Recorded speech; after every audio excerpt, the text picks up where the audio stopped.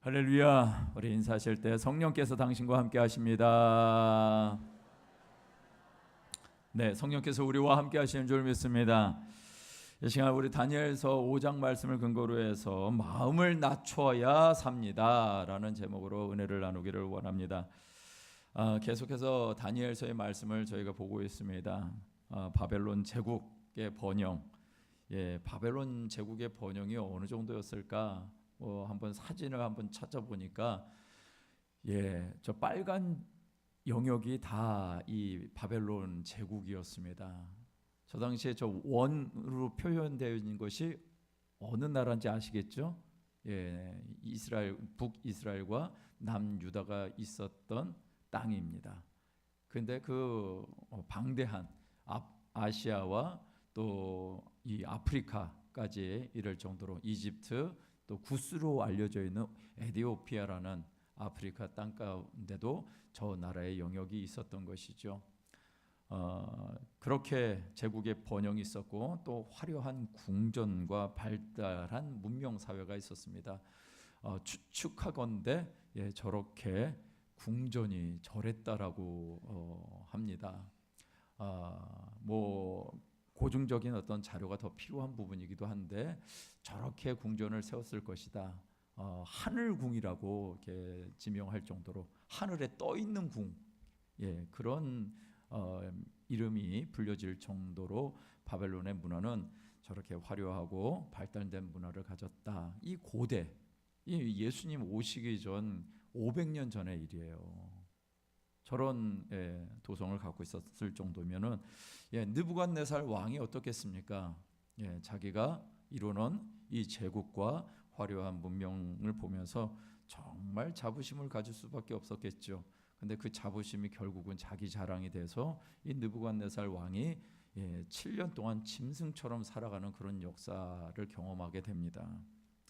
짐승처럼 들에 헤매고 이슬을 맞으면서 그렇게 살다가 그가 방황의 세월이 이제 끝나게 되어지는데 그 끝나게 될 때 성경 말씀은 이렇게 표현하고 있죠. 하늘을 우러러 봤다라고 얘기합니다. 무슨 뜻일까요? 하나님 앞에 회개했다라는 것이죠. 하늘을 우러러 회개함으로 인해서 그의 총명이 돌아왔다라고 얘기를 합니다. 그러면서 그 총명이 돌아오고 나서 그가 한 말이 무엇이냐면 하나님이 지극히 높으신 이임을 알게 되었습니다 라고 고백을 하는 것입니다. 이 방황의 세월을 마치고 그가 인생의 결론을 내린 것을 다니엘서 4장 37절에는 이렇게 말하고 있습니다. 간단하게 소개한다면 하늘의 왕을 찬양하며 칭송하며 경배하노니 교만하게 행하는 자를 그가 능히 낮추심이니라 라고 말이죠. 이것이 다니엘서 4장 말씀의 끝입니다.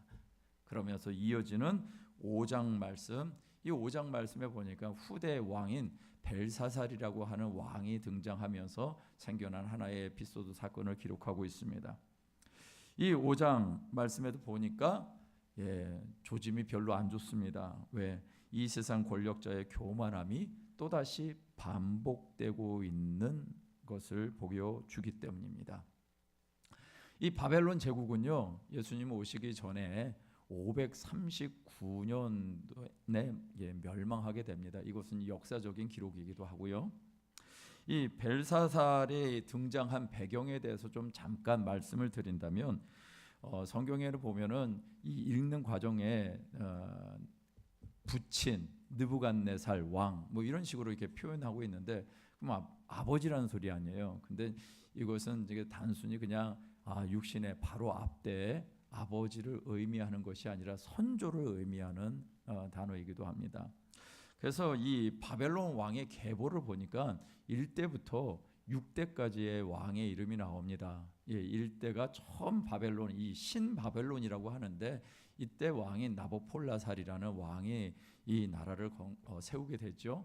그러면서 느부갓네살, 우리가 계속해서 봤던 다니엘서 1장부터 4장까지 나오는 한 인물 느부갓네살이 이 43년을 통치하면서 이 나라를 아주 부강하게 제국을 형성하게 됩니다. 그리고 나서 이제 에월 무로닥이라든가 또 네르가사레셀이라든가 맨 마지막에 나보니두스 왕이 이렇게 등장하게 됩니다. 그 사이의 왕들의 통치 기간이 보이시나요? 예, 2년, 4년, 1년, 예, 그 정도밖에 안 되는 거예요. 짧게 시간이 지나가고 이제 6대 왕으로 나보니두스가 539년까지 17년을 통치하게 됩니다. 그렇다는 얘기는 아까 제가 바벨론이 언제 망한다고요? 539년에 망했다 그러는데, 그러면 나보니두스라는 왕이 있을 때 망했다라는 것이잖아요. 그러니까 지금 이제 이때까지 등장한 인물 중에 벨사살이 있다 없다? 예, 없죠. 그러면 성경은 이 없는 인물을 이렇게 인용을 해가지고 성경을 기록한 것이라면 이거 좀 이상하지 않은가요? 그런데 역사에는 나보니두스가 마지막으로 나오는데 성경에는 벨사살이라는 왕이 있단 말이죠. 그래서 성경을 의심해야 될까요? 예. 나보니두스라는 왕이 통치한 기간이 아까 보니까 17년 동안 있었다고 하죠. 그런데 그 17년 동안에 10년을 자기가 나라를 다스리지 않습니다. 이 바벨론에서 남쪽으로 800km나 떨어져 있는 이 아라비아의 한 지역에서 이 사람이 그냥 먹고 놀았는지 어쨌는지, 예, 나라를 다스릴 생각을 안 하고 이 밖에 나와가지고 지내버린 것입니다. 그러다 보니까 누구를 세워야 돼요? 예, 자기 아들이 대신 정치를 이 제국을 통치를 한 것입니다.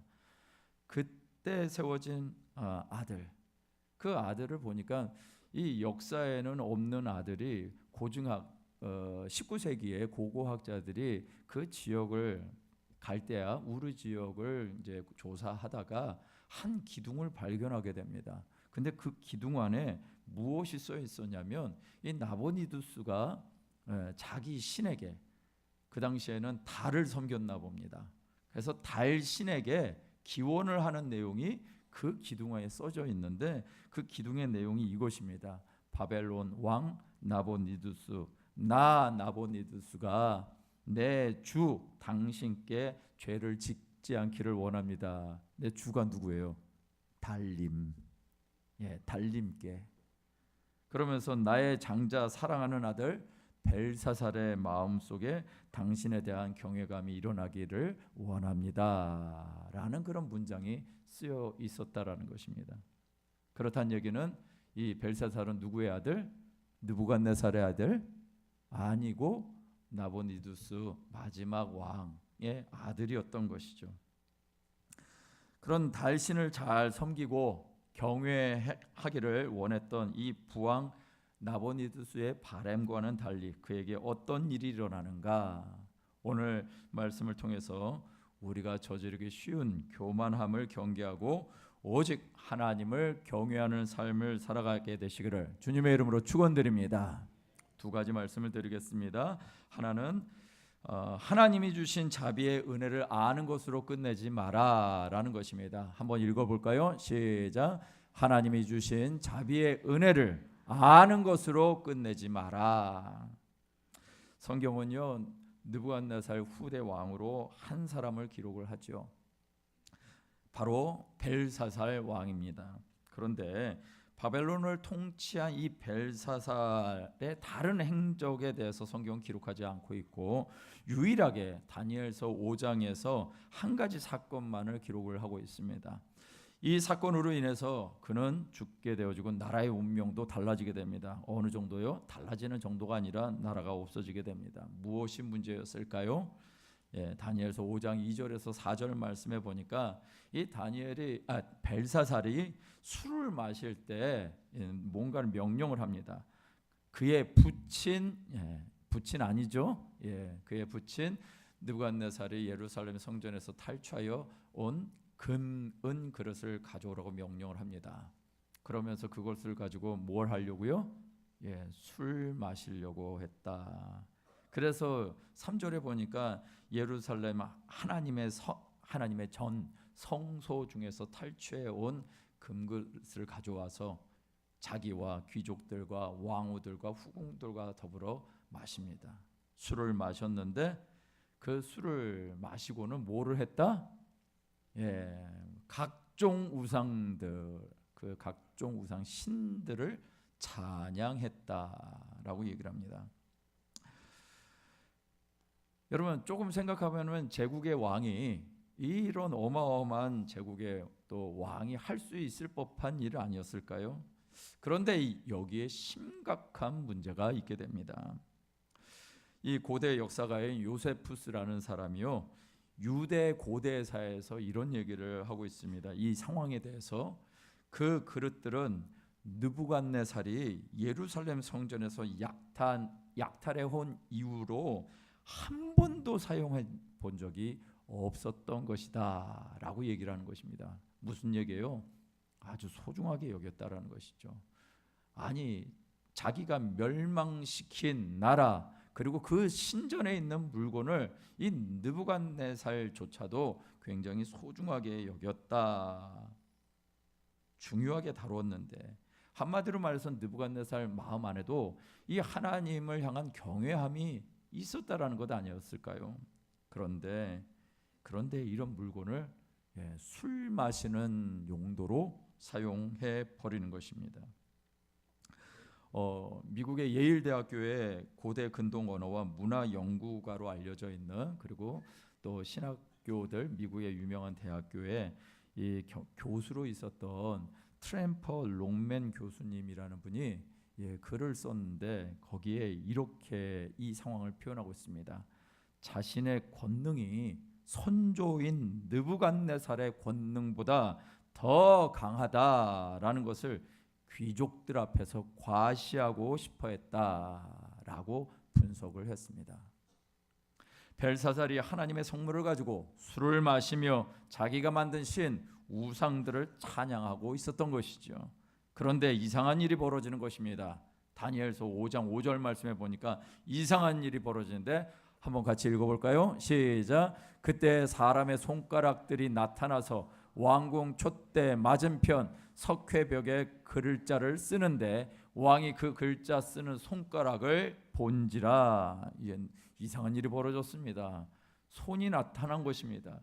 그 막 술에 취하고 사람들과 기쁨으로 흥청망청대고 있는데 갑자기 손가락이 나타나서 그 손가락에 뭔가가 쓰여지는 것을 보게 됩니다. 기이한 일이지요. 너무나 놀란 이 벨사살이요, 이 상황을 분석을 해서 두려움을 벗어나고자 뭔가를 지시합니다. 근데 그 지시한 내용이 이렇습니다. 다니엘서 5장 7절에 보니까 술객들과 갈대아와 술사와 점쟁이들을 불러오게 하고 바벨론의 지혜자들을 다 불러오게 했다. 누구랑 비슷해요? 옛날에, 그렇죠. 옛날에 느부갓네살이 하던 것과 비슷한 일을 합니다. 그러면서 어떤 조건을 답니다. 이것을 읽고 해석하면 자주색 옷을 입히고 금사슬을 목에 걸어줄 것이고 나라의 셋째 통치자로 삼을 거야 라는 조건을 달아놉니다. 여러분, 왜 자주색 옷을 입는다? 이거는 고귀한 신분을 얻는다라는 것이죠. 금사슬, 이거는 부를 얻게 될 것이다라는 얘기고, 세 번째는 이 뭔가의 권력을 가질 수 있는 존재가 된다. 왜 세 번째 통치자일까요? 왕 다음이면 두 번째 통치자 하면 되지 않을까요? 근데 왜 세 번째 통치자일까요? 왕이 지금 몇 번째예요? 그렇죠. 왕이 두 번째잖아요. 자기 아버지도 있고. 왕이 두 번째니까 그 다음 세 번째를 얘기를 하는 거예요. 그런데 이런 놀라운 조건을 걸어놔도 해석해 주는 사람이 없습니다. 그때 그 왕의, 벨사살 왕의 왕후가 등장합니다. 11절 12절에 보니까 그 왕후가 등장해서 거룩한 신들의 영이 있는 사람이 있지 않습니까? 더더군다나 이 부친이 그 모든 사람들보다, 지혜자들보다 어른으로 삼았던 사람이 있지 않습니까? 왕이 벨드사살이라 이름하는 이 다니엘은 마음이 민첩하고 지식과 총명이 있어 꿈을 해석하고 은밀한 말을 밝히며 의문을 풀 수 있는 사람입니다. 그를 불러 보십시오라고 얘기를 하는 것입니다. 이 왕후의 조언에 따라서 이제 불려진 다니엘이 말하는 것이 22절에서 27절까지의 말씀입니다. 근데 22절에서 이렇게 말을 하는 거예요. 다니엘이 벨사살이요 왕은 그의 아들이 되어서 이것을 알고도 아직도 마음을 낮추지 아니하십니까? 라고 얘기를 하는 것입니다. 다니엘의 말, 이 벨사살이 선대왕 느부갓네살이 겪은 모든 것을 누가 알았다고요? 예, 벨사살 왕 당신이 알고 있지 않습니까? 라고 말하는 것입니다. 하나님이 역사를 주관하시고 심지어 바벨론 제국에 번성케 하시고 가장 오래 통치했던 느부갓네살 왕의 업적이 자기의 능력이 아니라 하나님의 능력이었음을 알았다라고 다니엘이 다시 한번 상기시켜주고 있는 것이지요. 그런데 오늘 말씀이 이어지는 말씀에 보면은 심지어 이렇게까지 얘기하는 것입니다. 그렇게도 알았음에도 불구하고 도리어 당신이 하고 있는 것이 무엇입니까? 하늘의 주제보다도 높으신 그분의 거룩한 물건들을 왕과 귀족과 왕후들과 후궁들을 위한 이 활락거리로 술잔으로 삼아 버리셨습니까? 왕은 또 보지도 듣지도 알아차리지도 못하는 그런 우상 덩어리들을 찬양하고 하나님께 영광을 돌리지 않고 있다라고 지금 얘기하고 있는 것이에요. 이게 어떻게 들리십니까? 예, 책망하는 것이죠. 하나님이 어떤 분이신지를 알면서도 자기의 마음을 낮추지 아니하고 오히려 우상을 섬기는 그 왕을 향해서 다니엘이 담대하게 얘기하는 것입니다. 그리고 그렇기 때문에 하나님이 당신에게 뭔가 말씀하시려고 이런 역사를 이루어 주셨습니다. 24절에서 27절까지의 말씀에 보니까 이렇게 얘기하는 거예요. 손가락이 나와서 글을 썼는데 이 기록한 것이 이런 의미입니다. 메데메데 데겔 우바르신이라고 말하면서 메네는 하나님이 이미 왕의 나라의 시대를 세워서 끝나게 하셨다. 데겔은 왕을 저울에 달아보니 뭐가 보였다? 부족함이 보였다. 그리고 세 번째 데겔은 데겔에 대한 말씀 있죠? 베레스라는 말인데 우바르신을 또 이렇게 번역을 한 것 같습니다. 그러면서 얘기한 것이 나라가 나누어질 거다라는 얘기를 합니다. 그러면서 이 왕에 대한 결론이 무엇이냐? 27절 말씀이 왕에 대한 결론이죠. 왕을 저울에 달아보니 부족함이 보였다. 여러분, 권세자의 부족함은 누가 판단하시나요? 예, 하나님이 판단하십니다. 벨사살 왕의 통치 시대에 정말 어쩌면 가장 화려한 자리였는지도 모르겠습니다. 왜? 성경에 보면 1절 말씀에 큰 잔치를 베풀었다라는 것이 이게 보여지고 있는데 그 잔치는 단순히 그냥 우리가 생각하는 잔치 정도가 아니라 이 바벨론 제국이 나중에 망했을 때요 페르시아 제국을 이루게 되는데 그 페르시아 제국의 도를 몇 개 도라고 하냐면 127개 도라고 얘기합니다. 여러분, 우리나라 도는 몇 개예요? 손가락으로 셀 수 있잖아요. 그런데 127개의 도라고 합니다. 얼마나 많은 그런 지도자들, 또 분봉 왕 같은 존재들이 있었겠습니까? 총독 같은 존재들이 있었겠습니까? 아까도 지도 가운데 보여드렸던 것처럼 이 아시아 제국, 인도로부터 시작해서 아프리카 구스까지 이르는 광활한 제국을 이루고 있었는데 여기에 사람들이 모여서 잔치를 벌였다라고 하면 이거는 그냥 보통 잔치가 아니죠. 말이 큰 잔치로 표현되었지만 어마어마한 잔치였던 것이죠. 그런 잔치상에서 왕으로부터 시작해서 모든 사람들이 술에 취해 가지고 있는데 무엇을 가지고 술을 먹어요? 하나님의 성물을 가지고. 패전 국가의 신전에서 쓰던 성물, 이렇게 쓰면 어때요? 그런데 아무도 문제가 될 것 같지 않이 이 상황이 이들에게는 심각한 문제거리가 되고 있는 것입니다. 왜 그럴까요? 누가 보고 계시는가요? 하나님이 보고 계시는 것이죠. 그들에게는 하나님은 이스라엘 백성들의 하나님은 패전 국가의 신일 뿐이야 라고 하는지 모르지만 하나님이 그렇게 하신 데는 이유가 있었죠. 왜? 이스라엘 백성들이, 남유다 왕국 백성들이 하나님을 모신 것이 아니라, 하나님을 섬기는 것이 아니라 다른 것을 섬기다가 망했거든요. 하나님의 심판의 도구로 바벨론 제국을 사용한 것뿐인데 이 바벨론 제국 안에서도 하나님을 만홀히 여기는 것이죠. 하나님은 계속해서 보고 계시는데, 인간은요, 권세와 영화의 자리에서 쉽게 자기 분수를 망각하고 하나님의 은혜와 뜻을 알고도 교만해지기 쉽다라는 것입니다. 아까 제가 찬양을 들으면서 참 은혜가 됐어요. 그래서 이렇게 썼어요. 이 낮은 곳이 은혜라. 이 낮은 곳이 은혜라. 예. 이 낮은 곳이 왜 은혜라고 성가대가 찬양한 줄 기억나십니까? 왜요? 오직 그때 누구만 보게 되니까?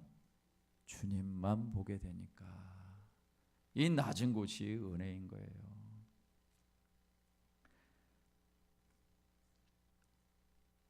하나님을 경외하지 않는 이 세상, 하나님을 경외하지 않냐는 교회, 하나님을 경외하지 않냐는 성도의 삶이 어떻게 될 것이다? 예, 이런 일이 벌어진다라는 것입니다.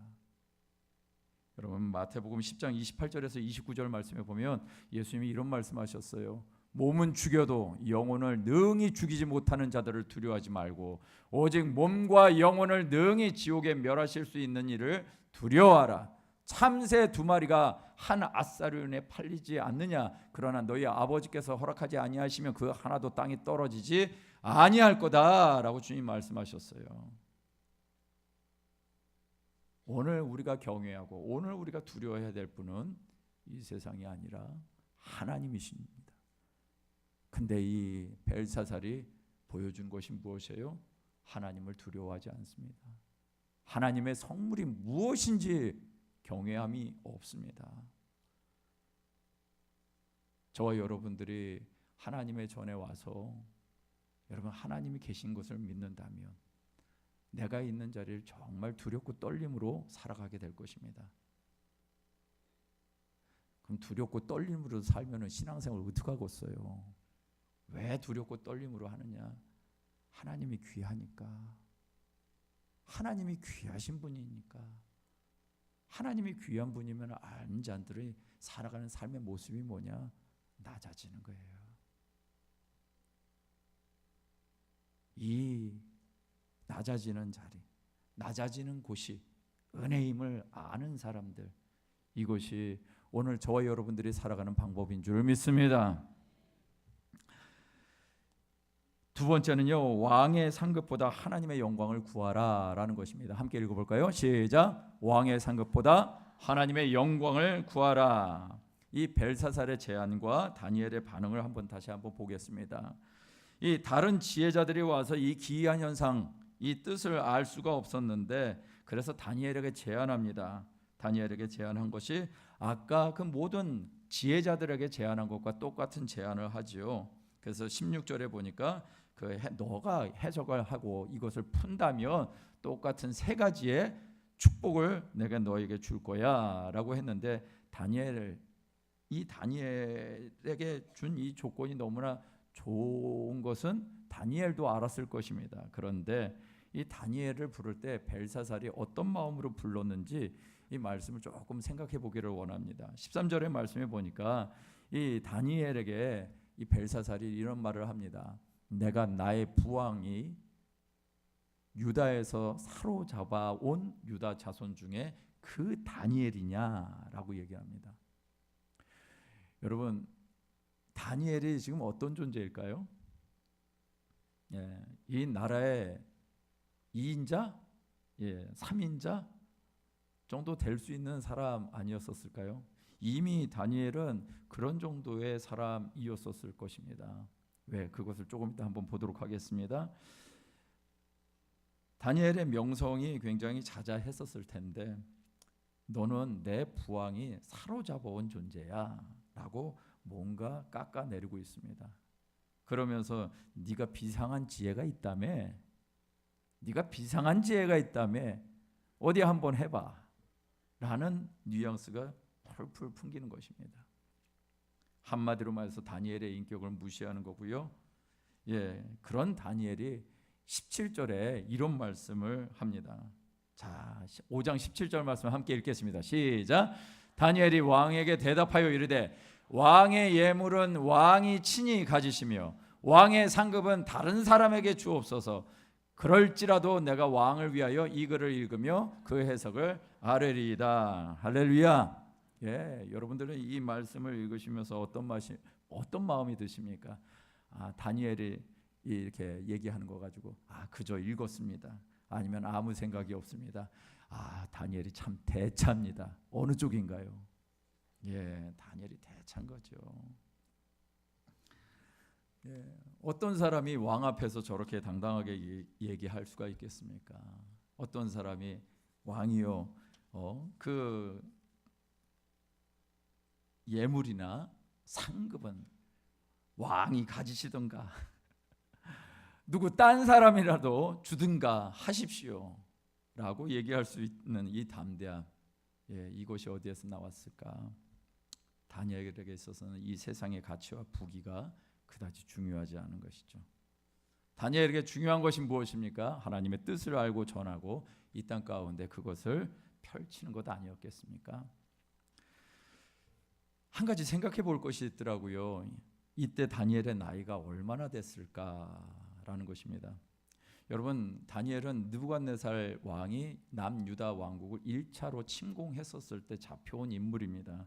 그 당시에 나이가 14살에서 어디는 15, 16, 17 다 얘기하는 데가 있어요. 어쨌거나 10대 정도 됐을 것입니다. 많이 이게 14살에 잡혀왔다라고 한다고 했다면 그때가 기원전 605년 전이거든요. 아까 이 바벨론 제국이 몇 년에 멸망했다고요? 539년에 멸망했습니다. 그렇다면은 이 느부갓네살 왕, 가장 정성기였던 그 왕 이후로 나보니두스 시대, 벨사살 시대에 만약에 이게 끝났다라면 그 기간은 66년밖에 안 됩니다. 그러면은 지금 그 66년밖에 안 됐지만 한 인생은 계속해서 살아낸 거잖아요. 그러면 14살에 잡혀왔다면 지금 나이가 몇 살? 80세죠. 여러분, 인생 80세를 살았습니다. 무엇이 그렇게 중요할까요? 다니엘은 느부갓네살 왕 시대에 정말 좋은 것을 경험을 했습니다. 그것을 어떻게 할 수 있냐면 다니엘서 2장 48절에 보니까 이런 말씀이 있어요. 왕이 이에 다니엘을 높여 귀한 선물을 많이 줬고 그를 세워서 바벨론 온 지방을 다스리기도 했고 또 모든 지혜자의 어른으로 삼았다. 1인자라는 얘기 아니에요. 모든 지혜자의 1인자예요. 이런 사람이 뭐가 부족하겠습니까? 벨사살 왕이 제안하는 것, 그것이 이 다니엘의 마음 가운데 그게 흡족했겠습니까? 그거 가진들 80에 뭘 누릴 수가 있겠습니까? 다니엘에게 있어서는 그런 것들이 중요한 것이 아니에요. 다니엘은 삶의 가치관이 선명했던 사람입니다. 왕의 상급보다 정말 구해야 될 것이 무엇인지를 정말 알았던 사람입니다. 에베소서 1장 17절에서 19절 말씀을 우리 한번 같이 읽어볼까요? 시작. 우리 주 예수 그리스도의 하나님 영광의 아버지께서 지혜와 계시의 영을 너희에게 주사 하나님을 알게 하시고 너희 마음의 눈을 밝히사 그의 부르심의 소망이 무엇이며 성도 안에서 그 기업의 영광의 풍성함이 무엇이며 그의 힘의 위력으로 역사하심을 따라 믿는 우리에게 베푸신 능력의 지극히 크심이 어떠한 것을 너희로 알게 하시기를 구하노라. 할렐루야. 이런 말씀의 은혜가 저와 여러분들의 삶의 것이 되시길 주님의 이름으로 축원드립니다.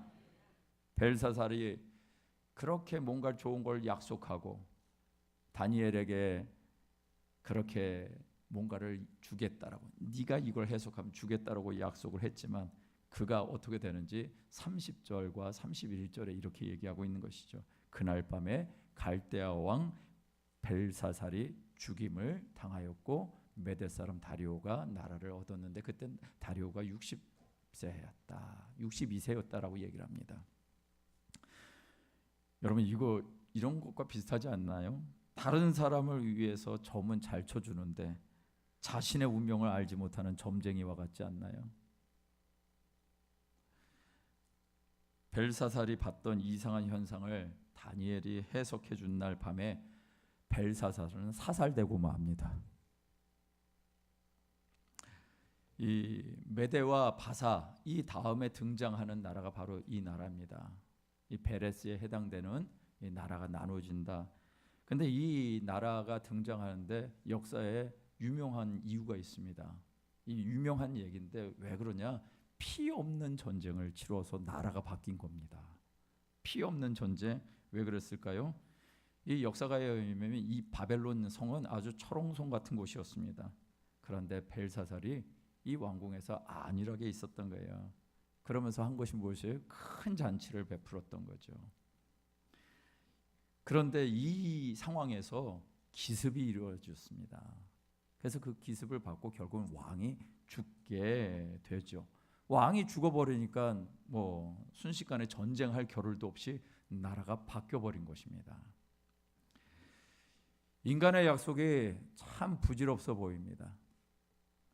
여러분 우리가 해야 될 일은 무엇인가요? 하나님을 바라보셔야 됩니다. 하나님을 바라보십시오. 하나님을 붙잡으셔야만 하는 것입니다. 하나님의 영광을 구하는 삶을 정말 살아가기로 결단해야 되는 것이죠. 하나님만이요 우리를 낮추시기도 하시고 높이시기도 하시는 분이신 줄 믿습니다. 이것은 다니엘의 삶을 통해서 우리가 볼 수 있습니다. 다니엘처럼 늘 하나님 앞에 겸손하게 살아가는 것, 늘 하나님 앞에 무릎으로 주님의 뜻을 구하며 살아갈 때 하나님의 역사가 이루어지는 줄 믿습니다. 이 세상의 왕이 주겠다고 하는 이 상급과는 비교할 수 없는 값진 하나님의 영광을 구하시기를 주님의 이름으로 축원드립니다. 그러면 하나님의 영광 정말 저와 여러분들의 삶 가운데 나타나게 되어질 줄 믿습니다. 할렐루야. 말씀을 마무리하면서 우리가 한 분의 제게 준 글이 생각이 나서 여러분들과 함께 나누기를 원합니다. 어느 분이 자신의 경험 얘기를 보내주셨어요. 네. 그분에게 허락받지도 않고 이 얘기를 나눠서 죄송합니다. 그 글에 이렇게 있어요. 목사님 저도 기쁜 소식을 하나 전해야 되겠어요. 며칠 전 겸사겸사해서 어느 집사님 사무실에 방문했었습니다. 그 사무실에서 이런저런 사업 이야기를 하면서 대화를 하다가 놀랄만한 이야기를 들었습니다. 사업하는 사람의 대다수가 임대료가 오르면 그게 힘들어서 언젠가는 내 건물을 갖고 사업하리라. 그것이 대부분의 꿈이고 목표이거든요. 그런데 제가 이 상황 속에 대화하다가 그분을 위해서 이렇게 얘기했습니다. 제가 그것을 위해서 우리 집사님을 위해 기도하겠습니다 라고 했더니 그 상대방 집사님이 이런 얘기를 했다는 거예요. 아니에요 집사님, 전 무리하게 건물 사서 이자 나가지 않고 알차게 운영하고 싶어요. 그리고 남은 것은 주님이 필요한 곳으로 쓰는 게 좋을 것 같아요 라고 얘기했다는 거예요. 그 얘기를 듣고 이분이 엄청 놀랐답니다. 주위에 과시하는 것보다 실질적인 것에 집중하고 목표도 확실하게 해서 그렇게 말해주니까 제가 오히려 도전이 되었습니다 라고 말이죠. 그러면서 이런 얘기를 합니다. 이런 착한 예쁜 마음인데 주님이 복 주시겠다 싶더랍니다. 여러분 우리가 정말 추구하는 것이 무엇인가요? 여러분 하나님을 바라보면요 낮아질 수밖에 없고요. 하나님을 바라보고 있으면 꿈이 하나님이 기뻐하시는 꿈들이 생겨나게 되고요. 하나님을 바라보고 있으면 우리를 높여주시는 하나님의 역사가 있게 되어지는 줄 믿습니다. 여러분, 우리를 높여주시는 하나님의 역사는 반드시 무엇을 통과해야 될까요? 낮아져야 돼요. 낮아져야 됩니다. 반드시 낮아져야지 하나님은 그런 사람들을 통해서 역사하십니다. 높아지잖아요. 누구 꼴난다? 벨사살 왕처럼 되는 거예요. 오늘 저와 여러분들에게 하나님 말씀하십니다. 낮아져서 내가 너에게 주고자 하는 그 놀라운 계획의 주인공이 되라고요. 이 낮은 곳이 은혜라고요. 그 믿음을 가지고 정말 이 허망한 세상에서 다른 거 구하지 마시고 하나님의 영광을 구하시고, 하나님의 영광을 구하다가 하나님의 꿈을 발견하셔서 사명을 발견하셔서 그 사명을 살아내시는 저와 여러분 되시기를 주님의 이름으로 축원드립니다.